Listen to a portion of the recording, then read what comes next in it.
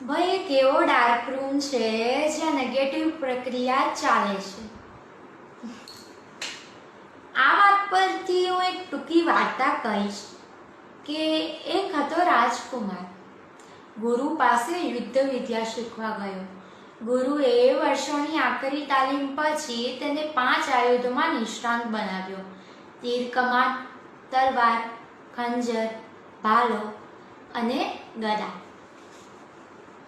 શિક્ષણ પૂરું થયું. ઘેર જવાનો વખત થયો. ગુરુએ વિદાય આપતી વખતે કહ્યું કે બેટા, તને 5 આયુધો આવડે છે, તેથી તું પંચાયુધ છે. પરંતુ એટલું યાદ રાખજે કે મનુષ્યનું મોટામાં મોટું શસ્ત્ર તલવાર કે તીર નથી, પરંતુ નિર્ભયતા છે.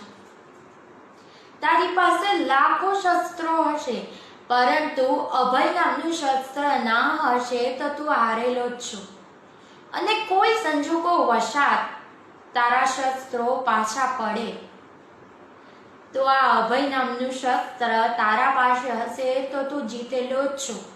અને આ શસ્ત્ર ખોવાવાનો કોઈ ડર જ નથી ને આ ભૂલાય એવી વિદ્યા નથી. તો હવે આપણે વિચારવાનું છે કે ભય કે નિર્ભયતા.